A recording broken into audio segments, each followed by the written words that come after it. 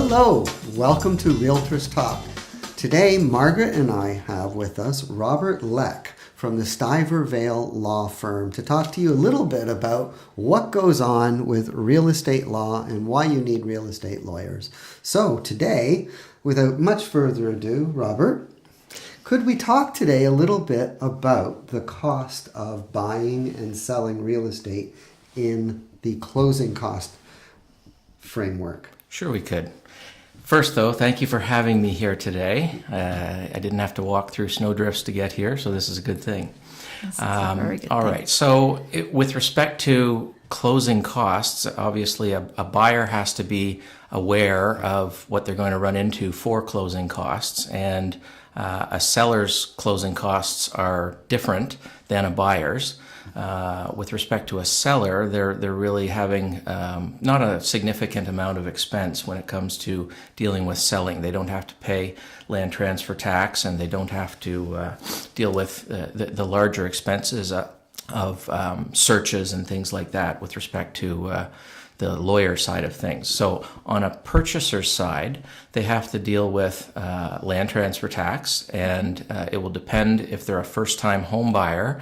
They would be entitled to an abatement or a credit against their land transfer tax, and there's caps to that though. And if they are a second-time home buyer, or they already have owned a house, it doesn't even matter if they currently own one or not, generally speaking. If they have owned, or if they do own a house, then they're not going to be entitled to the land transfer tax credit, so they'll have that expense.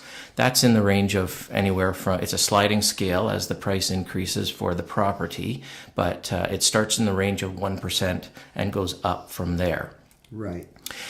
Those numbers are often available upfront from realtors, and it's a commonly provided service. I know that information is provided by realtors to their clients or customers. So usually by the time people come to the lawyer, they already know their land transfer tax. As far as the other closing costs, if it's a resale property, then you've got the lawyer's account and the disbursements with the lawyer. So, those are often for a purchase. They're in the range of maybe $1,000 to $1,500 is the sort of the fee range. And then you've got the actual, what I call disbursements on top of that. So the way I, promote this to clients is, or explain it to clients, is any expense that I incur, I literally pass on. I don't make any money from those expenses or disbursements, so they are extras, and that includes the costs of searches, the costs of the registrations for registering a mortgage, registering the deed, that when a person is taking title to their property, couriers, photocopies, these kinds of things.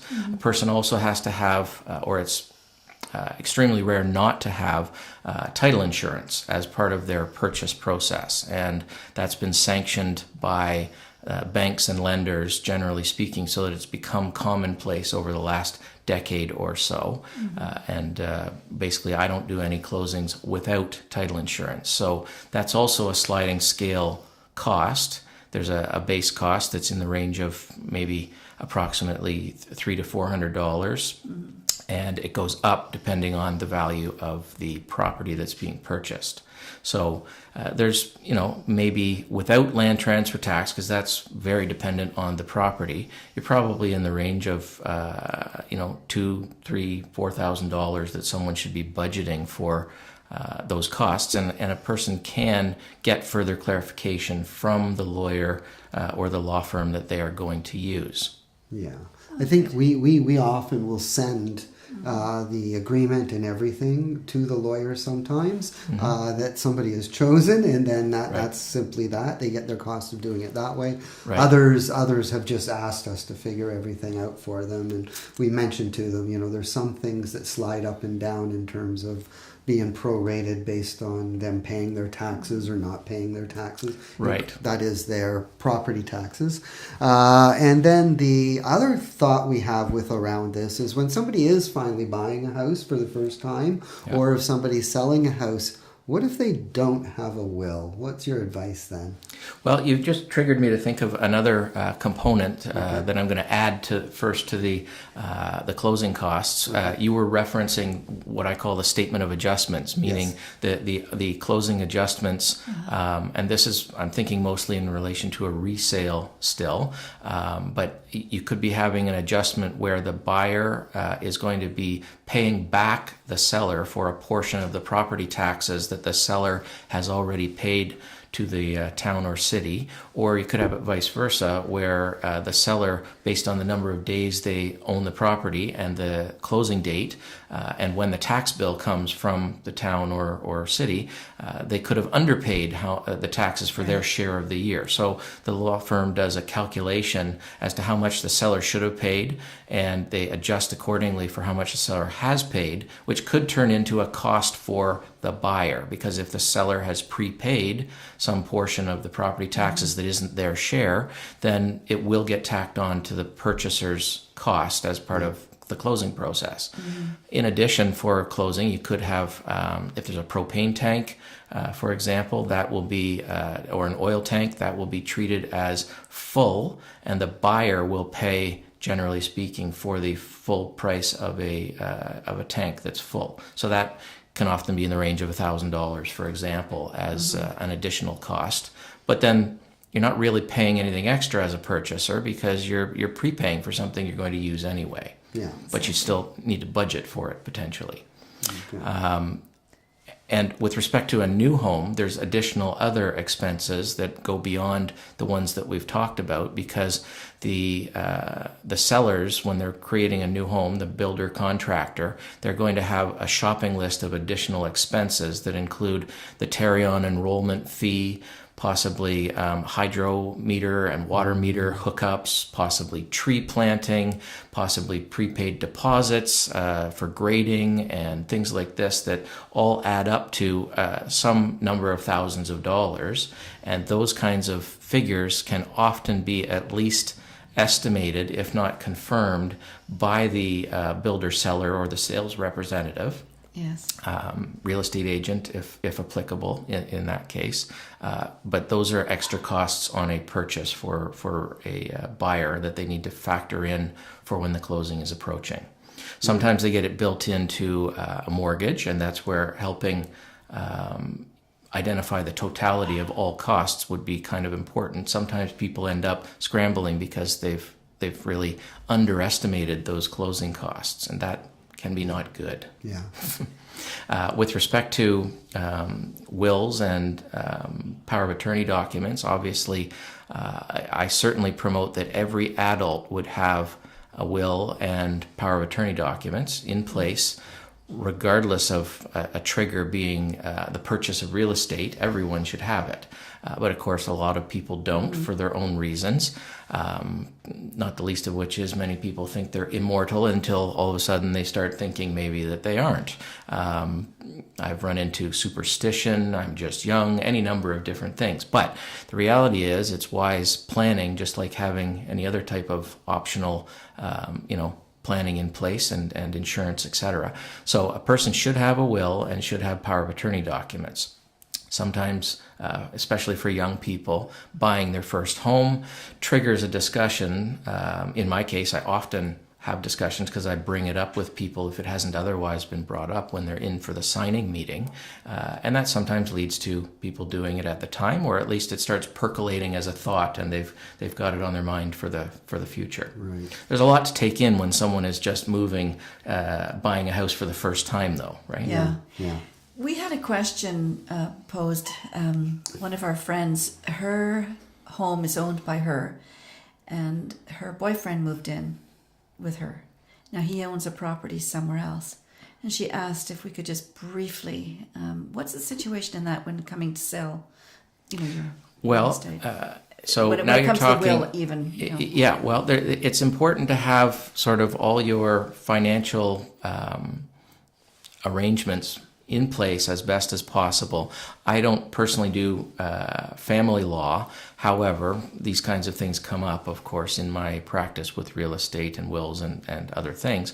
So I can tell you what I communicate to people is they should go and have a consultation and probably retain a family law lawyer to get advice with respect to if someone is going to move into property that they own, or if they're going to buy a replacement property and they have the boyfriend or girlfriend or common law spouse, and the one of them is not going to be on title and is not supposed to be having an ownership interest in that property, then to protect their investment, people should get legal advice from a family law lawyer ahead of proceeding. Yeah. Yes.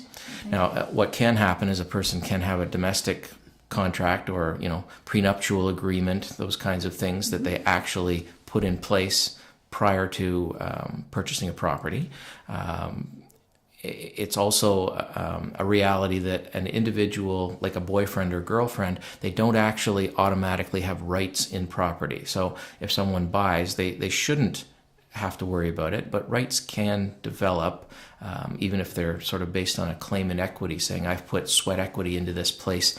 This can end up before the courts, and it can cost people money just having litigation get commenced. So again, the best advice is definitely go to a lawyer ahead of time and figure out your rights as it applies to you personally. Yeah, I'd imagine that comes up quite a bit. These days Right. it does. Very good. Well, these have been some very solid answers. We really appreciate this, Robert. So something else we want to talk about really is, as realtors, we have these people come to us. They want to buy a house or sell a house. And when we're dealing with this, whether they have an association with a lawyer or not, they're asking us if we have some lawyers to recommend. So it's our policy to recommend 3 reputable lawyers to them. They can use whoever they like, but that's the way we go about it. What do you think about what should people go through in choosing a lawyer?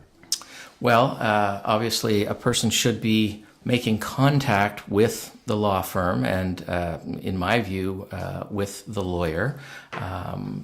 Oftentimes when calls come into my office, I certainly take calls and I speak to people, but I know there'll be other times when someone is making contact with the law firm and they're going to end up speaking to my clerk, for example. And as long as they're comfortable at the end of the day, that's the important thing. It's making sure that they're getting the right vibe as much as anything, and they feel like they're getting good information, and then it seems as though the lawyer that will be helping them cares about providing a service to them and is being clear in explaining the process when questions are asked. Yeah, just very simply interviewing a few of you.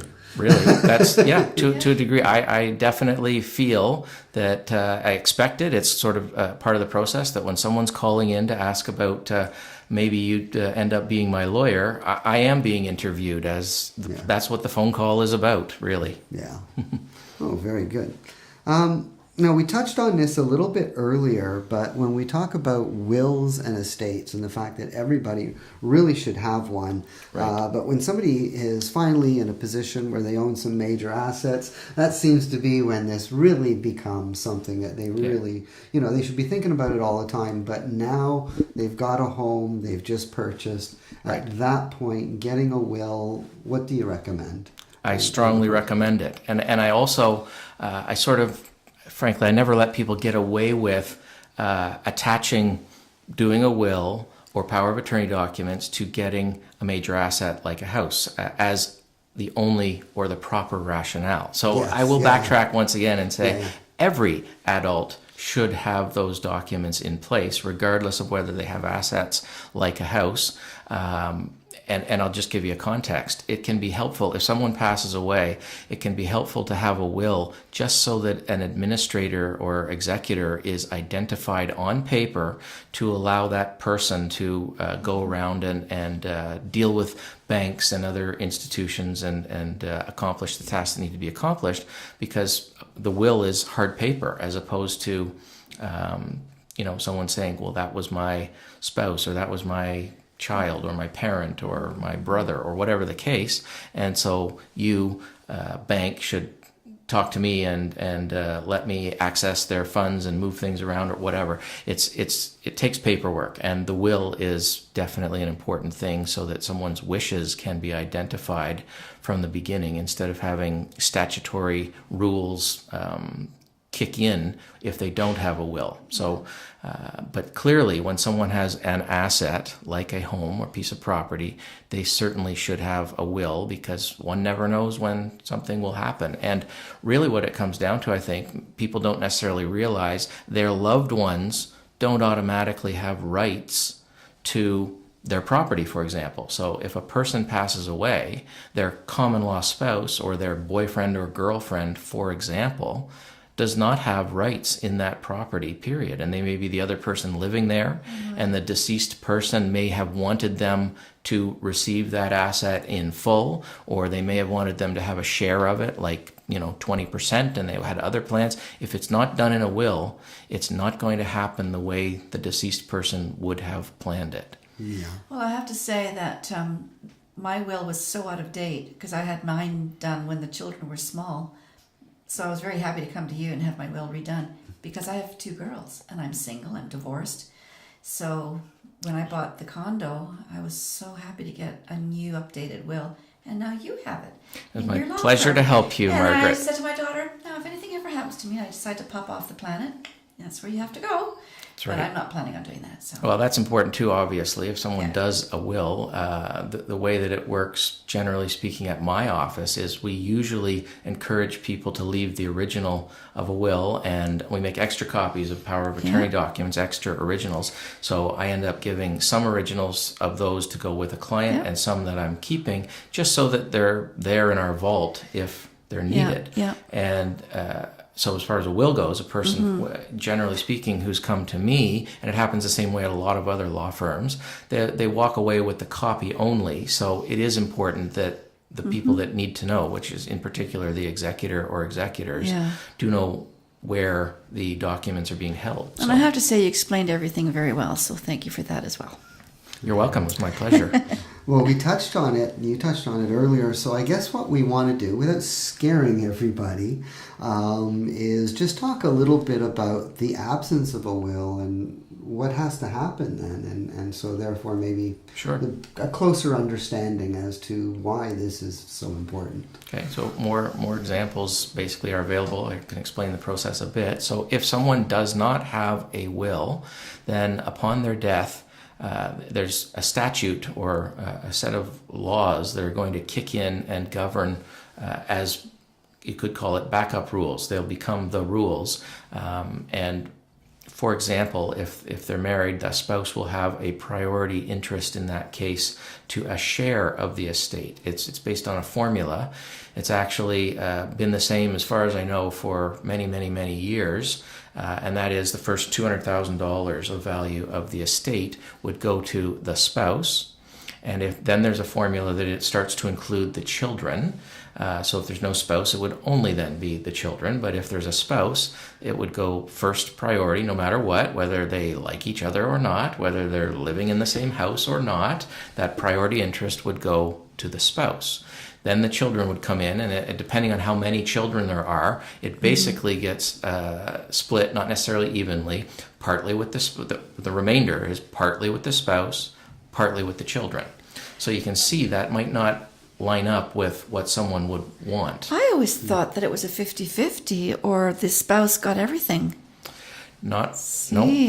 It depends on the value of the estate. So on Wow. a smaller estate where the total value is less than $200,000, then yes, that sort of generalization would be correct.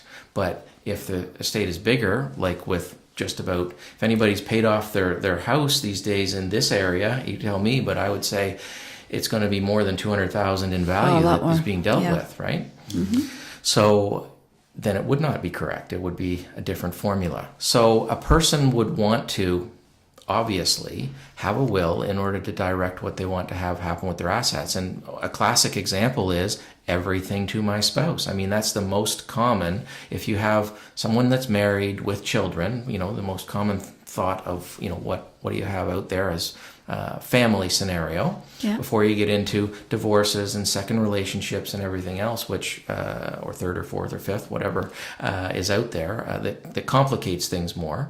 But that nuclear family scenario, again, the allocation of the value of the estate would not turn out to be what the deceased person necessarily wants. So the will could govern what I most commonly get as instructions when someone's married with children is everything to my spouse, and if I die before my spouse, then everything goes equally amongst my children, for example.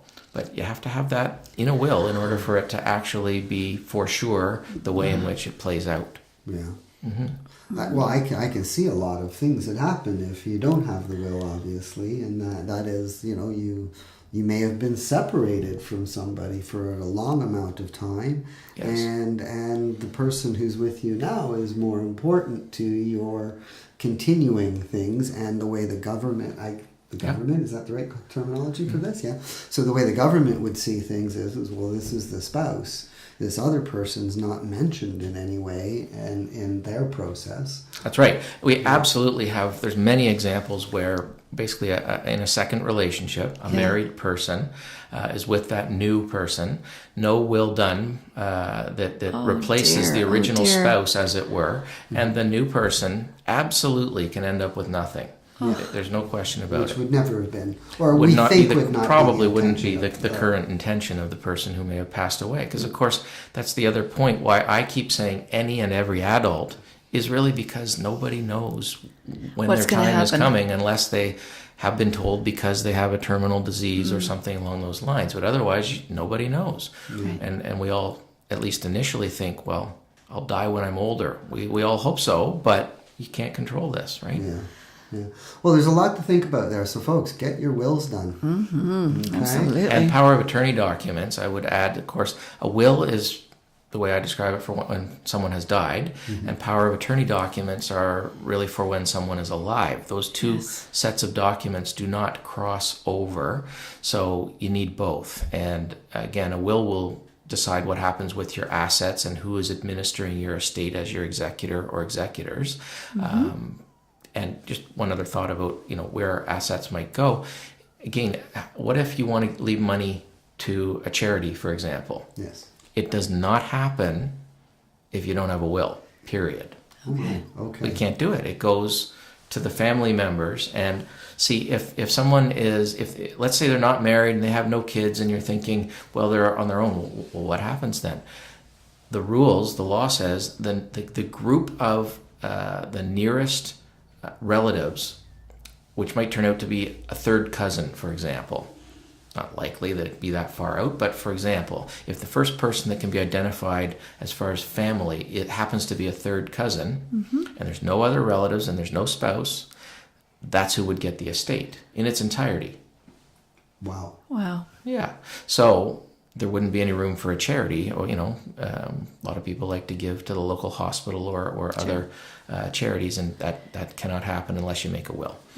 With respect to the power of attorney documents, again, those are for when someone is alive, and there's actually, the way that I do it anyway, is two documents, one for personal care or health care related matters, and one for property or finance related matters. And that you can name different people to be your attorney pursuant to a power of attorney. It doesn't have to be the same person or people as you name in a will to be your executor or executors, but you're granting authority to those people and you're choosing them because you trust them in case they're needed to make your healthcare decisions in the one case if you're not able to, including giving instructions like, what if you were on life support in a vegetative state? What would the instruction be? What if you needed drugs administered because you were in pain? What would the instructions be? Those kinds of things.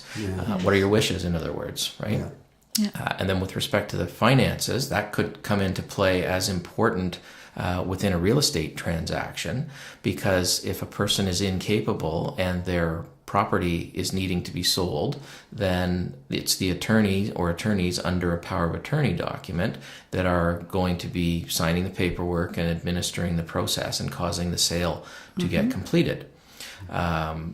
And if there isn't a power of attorney document in place and there's an incapable person, then what has to happen is there has to be a court application to apply for guardianship of the person.